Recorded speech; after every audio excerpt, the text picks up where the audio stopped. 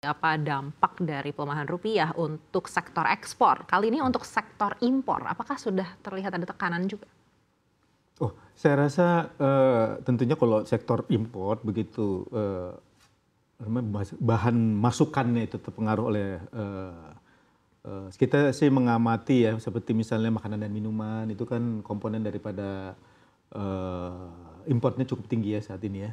Jadi tentunya ini juga mempengaruhi COGS dan juga mempengaruhi juga profitabilitas yang ada di sektor tersebut tentunya ke depannya kalau kita lihat. Baik, kita tahu juga salah satu sektor seperti farmasi misalnya ini kan juga sangat bergantung sekali dengan kurs ini begitu. Apakah ada mungkin sinyal yang sudah terlihat di Kadin seperti apa kondisi dari sektor impor saat ini terutama di farmasi? Belum ya, kita mungkin menunggu 1 sampai dengan 2 bulan ke depan, tetapi tentunya karena saya juga di perbankan juga ya, tentunya ini adalah salah satu concern kita bersama bagaimana pengaruh daripada pelemahan kurs tersebut kepada sektor-sektor yang memiliki komponen impor yang cukup tinggi seperti misalnya tadi makanan dan minuman, kemudian juga pakan ternak, kemudian juga sektor farmasi adalah 3 sektor yang tentunya selama ini juga kita amati memiliki komponen daripada impor yang cukup tinggi sehingga tentunya adanya pelemahan daripada rupiah tersebut tentunya akan mempengaruhi komponen biaya daripada industri-industri tersebut. Baik, salah satu sektor yang juga mungkin masih mengandalkan impor untuk bahan baku ini adalah sektor yang paling tertekan yaitu sektor tekstil begitu kita lihat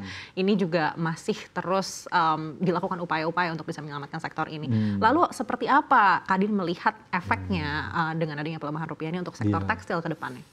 Ya, kita sih berharap bahwa tadi ya berusaha untuk membuka ya market-market baru dan juga berusaha membuka perjanjian dagang baru. Nah, kita melihat bahwa ini tentunya menjadi satu momentum buat kita untuk bisa tadi di sisi Indonesia juga kita tentunya membutuhkan adanya market akses yang baru ke Eropa misalnya untuk bisa membuka terhadap komoditas khususnya dalam hal ini tekstil dan juga footwear. Tetapi di sisi lain juga tentunya negara-negara di Eropa juga pada saat ini juga sedang mencari teman gitu kan sehingga ini juga tentunya dari merupakan satu kalau misalnya memang bisa difinalisasi segera mungkin tentunya akan merupakan satu perkembangan yang baik bukan hanya buat Indonesia tetapi juga tentunya buat Eropa. Baik, tadi sebelumnya juga Anda sempat mention kita sedang menunggu seperti apa perjanjian EU-SIPA begitu. Tapi sebelumnya sudah banyak perjanjian-perjanjian dagang yang akhirnya berhasil digolkan oleh pemerintah. Tapi Kadin melihat apakah perjanjian dagang yang baru-baru ini sudah akhirnya bisa berlangsung ini sebenarnya sudah efektif atau masih bisa dimaksimalkan lagi? Iya, jadi sebetulnya kita melihat masih ada beberapa hal yang bisa kita optimalkan lah ya. Khususnya misalnya dengan perjanjian dagang antara Indonesia dengan Korea dalam bentuk SEPA, bukan hanya dalam bentuk perdagangan saja, tetapi juga tentunya dalam bentuk perdagangan dan juga investasi.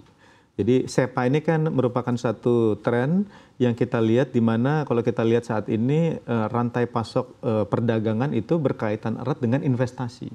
Jadi dalam ICA-CEPA antara Indonesia dengan Korea itu sebetulnya sudah diidentifikasi ada 24 proyek utama yang memang bisa menjadi pendorong untuk bisa mendorong adanya integrasi ekonomi yang lebih baik antara Indonesia dengan Korea. Termasuk juga misalnya di sektor ekosistem baterai gitu misalnya. Jadi ini ya juga tentunya kesempatan-kesempatan ini kita harapkan untuk bisa segera untuk bisa direalisasi karena sebagian daripada proyek ataupun inisiatif strategis itu sudah diidentifikasi. Jadi dari 24 tersebut mungkin antara 4 sampai dengan 5 sudah diidentifikasi tapi masih cukup banyak sebetulnya yang memang belum diidentifikasi secara lebih detail. Jadi saya rasa ini merupakan satu kesempatan buat kita bersama untuk bisa melakukan hal tersebut.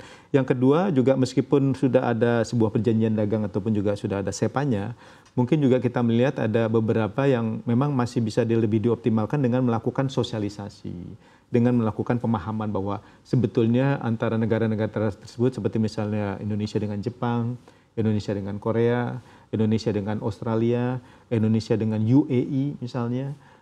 Ini adalah beberapa negara-negara yang memang kita sudah memiliki sebuah SEPA sehingga tentunya bagaimana para pelaku usaha untuk betul-betul bisa memanfaatkan daripada Comprehensive Economic Partnership Agreement tersebut baik itu dari sisi market akses yang lebih baik ataupun juga kesempatan untuk bisa memperoleh investasi yang lebih baik dari negara-negara tersebut itu juga tentunya bisa lebih dioptimalkan. Yang ketiga juga kita melihat meskipun sudah memiliki beberapa perjanjian dagang dan juga adanya Comprehensive Economic Partnership Agreement tersebut, ada juga negara-negara yang masih memiliki aturan-aturan yang masih menjadi hambatan.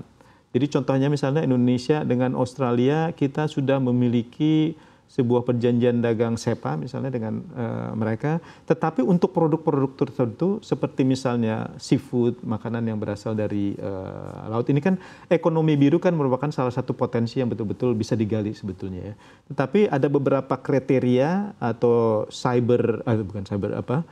biosecurity yang dimiliki oleh Australia misalnya, yang masih sangat menutup terhadap produk-produk Indonesia untuk bisa masuk ke sana. Jadi di satu sisi SEPA-nya udah ada, tetapi masih ada beberapa aturan-aturan yang tentunya ini merupakan satu upaya yang harus dilakukan bersama antara Kementerian Pertanian Indonesia, kemudian juga Kementerian Luar Negeri, dan juga Kementerian Perdagangan untuk betul-betul kita berusaha melihat bagaimana kita bisa mengoptimalkan dengan lebih baik lagi beberapa perjanjian dagang tersebut. Baik, di kepemimpinan Trump sebelumnya kita tahu di saat ada perang dagang antara Amerika Serikat dan China, lalu Vietnam ini mendapatkan keuntungan dari situ. Begitu. Lalu banyak juga yang berharap Indonesia bisa mengambil posisi seperti itu kali ini. Tapi kita tahu itu karena ada FTA antara Vietnam dengan Amerika Serikat. Begitu. Sejauh apa mungkin kita bisa berproses ke arah sana? Iya. Memang mungkin pada saat ini Amerika sudah menghentikan untuk bisa memiliki FTA dengan negara-negara lainnya.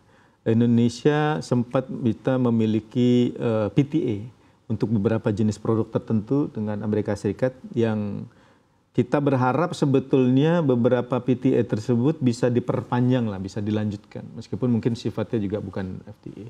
Atau mungkin beberapa perjanjian yang sebetulnya kita sedang jajaki juga dengan Amerika Serikat, misalnya dengan Critical Minerals Agreement, di mana kita berharap bahwa dengan keunggulan produk critical mineral yang kita miliki dan juga turunan-turunannya seperti misalnya baterai sel, baterai pack, dan juga bahkan baterai, mudah-mudahan ini kita bisa mencoba untuk bisa melihat kesempatan memiliki Critical Minerals Agreement dengan Amerika Serikat, sehingga produk-produk kita mungkin bisa lebih kompetitif dengan Amerika. Mungkin dua hal itu yang kita harapkan juga bisa dijajaki dengan lebih lanjut. Selain daripada itu tentunya ya kita berharap juga dengan kalau misalnya nanti lebih banyak lagi perusahaan-perusahaan dari Amerika Serikat yang bisa melakukan investasi di Indonesia di beberapa sektor tertentu, seperti misalnya tadi kita bicara mengenai ekosistem baterai, kemudian juga auto vehicles atau auto parts, dan juga kita tentunya perlu melihat bagaimana kesempatan untuk bisa melihat juga sektor-sektor lain yang tadi sudah saya sampaikan, mungkin selama ini konsentrasi produksinya ada di negara China misalnya, tetapi rantai pasoknya kalau bisa ya kita pindahkan dari China ke Indonesia. Ini yang juga mungkin merupakan satu kesempatan selain daripada memiliki market access yang tentunya kita harus terus dorong ke depan.